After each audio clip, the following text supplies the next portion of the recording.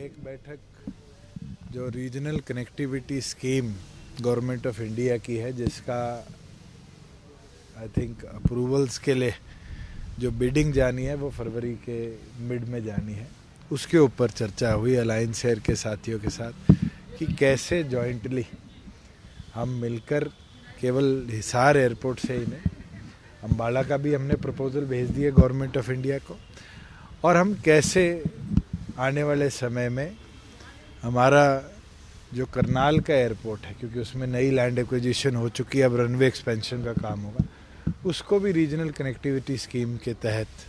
देश के अलग अलग शहरों से जोड़ पाए। तो इसके लिए हमने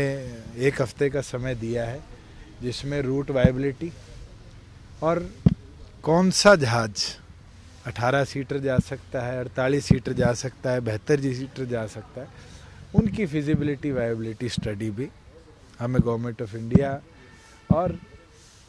अलायंस एयर कर दे दे कि हम बिडिंग के अंदर, चाहे हमें स्टेट की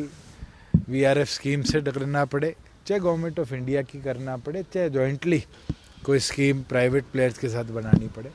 हम मिलकर कर पाएंगे और इस कनेक्टिविटी से हमारे जो एयर स्ट्रिप्स हैं उसको एयरपोर्ट्स का स्वरूप दे पाएंगे। दूसरी बैठक एयर इंडिया समूह के जो अब नए इंचार्ज बनाए हैं भास्करन जी, जो अब ट्रेनिंग को देखेंगे, उनके साथ हुई है। उनका एक प्रपोजल 3,500 करोड़ की इन्वेस्टमेंट का स्टेट के पास आया था, जिसमें 3 कार्य वो करना चाह रहे हैं। एक, इंजीनियर ट्रेनिंग के लिए हमारी यूनिवर्सिटी के साथ टाई अप कर कैसे आगे बढ़ाया जाए, तो उसके लिए हमने जीजेयू और हमारा जो हिसार क्लस्टर है उनको ऑप्शन दिया है कि वो लॉन्ग टर्म के अंदर हमारे पीपीपी मॉडल में यूनिवर्सिटी के साथ टाई अप कर सकते हैं,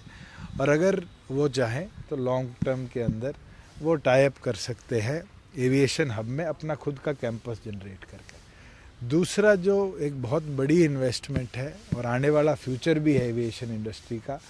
वो है कि हम कैसे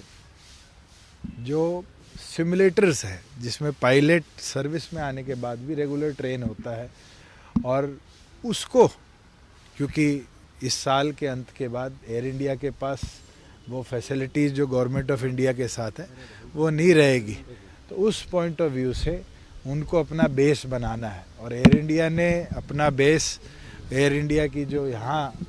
बिल्डिंग थी उससे गुड़गांव के अंदर शिफ्ट कर लिया है। तो हमारे लिए खुशी की बात है कि एयर इंडिया ने गुड़गांव को अपना कॉरपोरेट हेड ऑफिस और अपना घर तो बना लिया, मगर पायलट्स ट्रेनिंग और कैबिन क्रू ट्रेनिंग के ऊपर भी कैसे आगे बढ़ा जाए, तो उसके लिए हमने 2 प्रपोजल उनको स्टडी करने के लिए दिए हैं। एक, जो हमारा फ्लिपकार्ट का वेयर हाउस बना है उसके साथ पाती हाजीपुर के अंदर, और दूसरा बेस जो हमारा एटीएल का बेस सोना के अंदर है उसके साथ वो एक्सप्लोर कर दे, और एक हफ्ते के अंदर एक्सप्लोर कर वो अपनी वायबिलिटी बता दे कि गवर्नमेंट फिर उनके साथ कैसे लीज मॉडल पे चला जाए, या कैसे उनको आउट एंड अबाउट लैंड देकर हम आगे बढ़ें, उसके ऊपर काम कर पाएंगे। तीसरी बैठक जो थी वो जो हमने गुड़गांव के अंदर 25 एकड़ ज़मीन HSIDC ने सिविल एविएशन से लेनी है,